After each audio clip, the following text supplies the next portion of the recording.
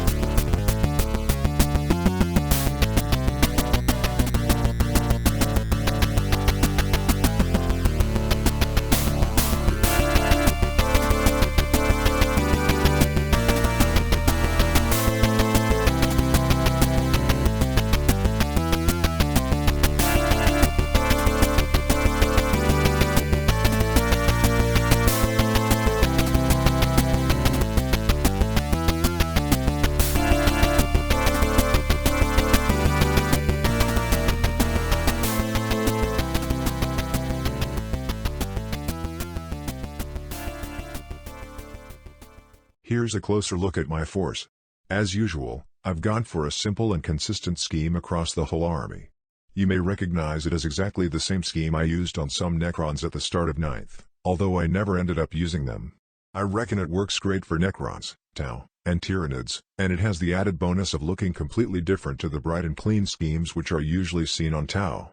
We're playing secure missing artifacts, and I go for bring it down, grind, and R&D. While Drukhari take them alive, fear and terror, and behind enemy lines. Here's deployment, and you can see why I didn't go for any objective-based secondaries. There's a lot of obscuring terrain, and although I do make use of it, I'm rather cavalier with my crisis suits and Riptide for some reason. I basically thought that if I deployed entirely behind the big main building, I'd risk having little chance of getting into positions where I'd be able to actually target the Drukhari in turns 1 and 2. I start my long-range crisis suits on the table, with the shorter-ranged ones in Mana Strike. That's Deep Strike for all you filthy Gwaila. You lot are a mess! The sicko Space Elves deploy pretty well hidden, and get the first turn. They move up like so, with some of their speedy vehicles able to get angles on some of my units. They basically plink a few drones away with some Dark Lances and a few rifle shots. I mean, I did make a token effort to deploy behind terrain, but their boats were able to fly around and get an angle. They stick a raider on my priority objective, and they take their own priority objective with some racks. My turn 1. Things start well with my humble stave ethereal rolling 2 1s for both of his invocations, which would have gone off on a 2+.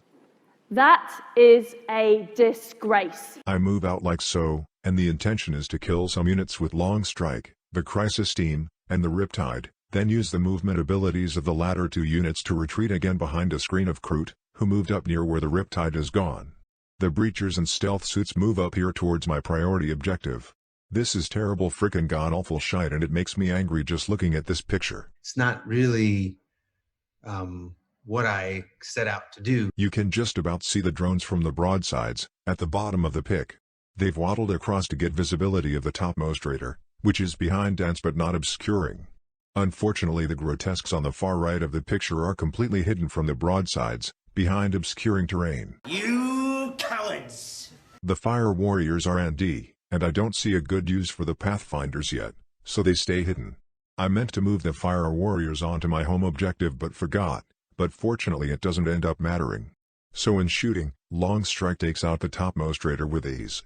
The Crisis Team and Riptide target the raider over here, but a combination of dense and lightning-fast reactions blunts their shots even with marker lights, and the raider survives on 1 wound. What? Both those units do retreat using their respective evasive abilities.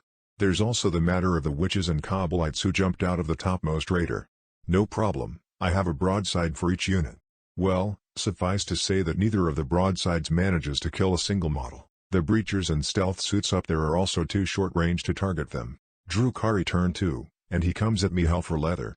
I have 0 board presence at the moment, which I knew would be the case right from the start, and figured I'd just have to thin him out first before I start pushing out to even up the primary scores.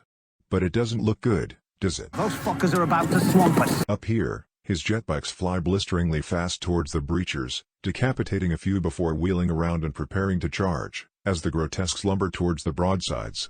In shooting, with a few drones already slain last turn, this time he's able to kill 2 of the crisis suits, as well as putting a few wounds on long strike, and thinning out the breachers some more. In combat, all my guys up here get hoovered up, except for one lone breacher who miraculously survives. And down here, the venom charges but fails to slay my last crisis suit, and 5 witches absolutely muller the Kroot and consolidate into the Riptide, which I stupidly left too close to the Kroot. My turn too, and we'll start off by mentioning that the Ethereal rolls for his 2/2+ invocations again, and rolls a double 1 again. Well, that was fucking dreadful. My commander has options to charge the witches or the venom, and the fire warriors retreat a bit.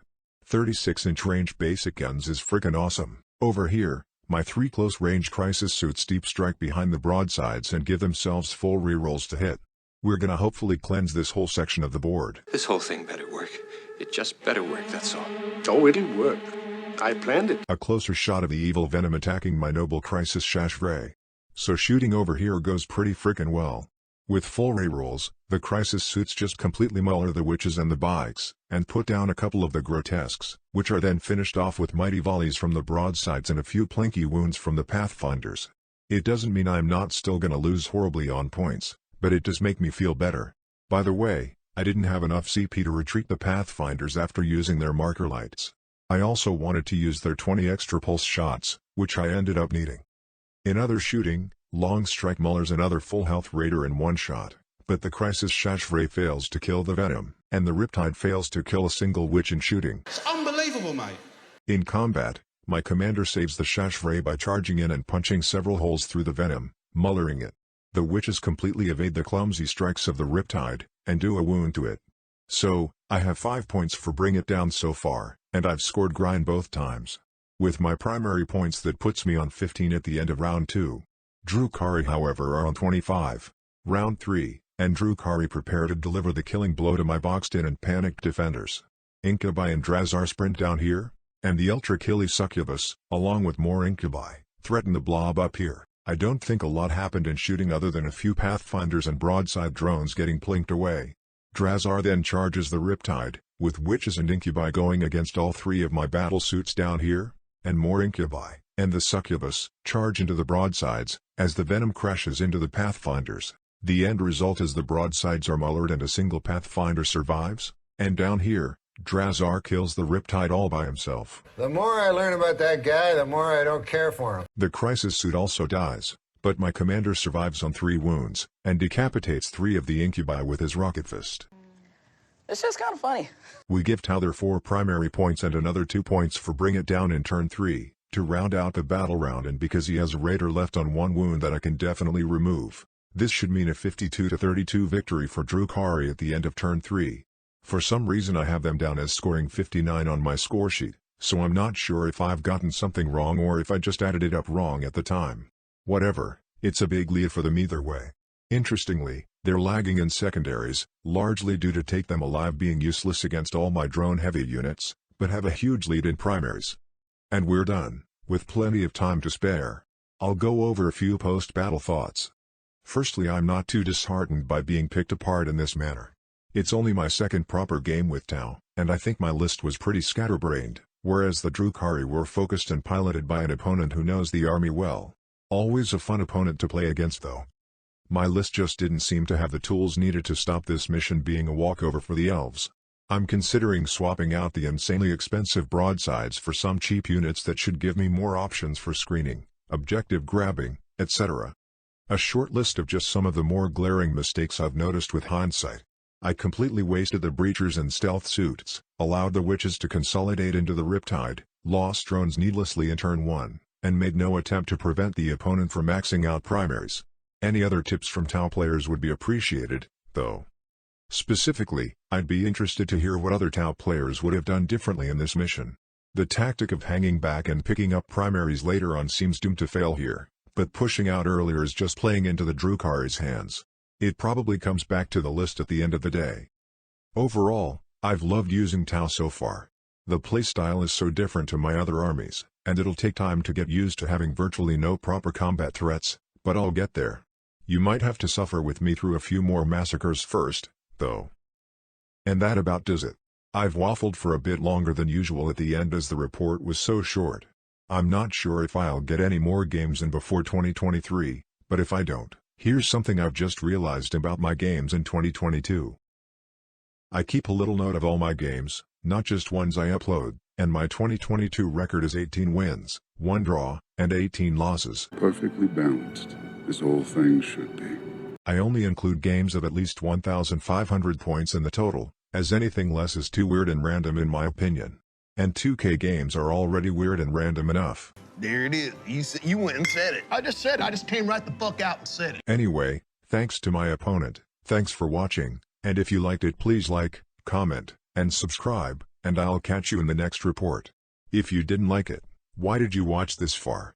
Wait, don't answer that, just go. Saucy.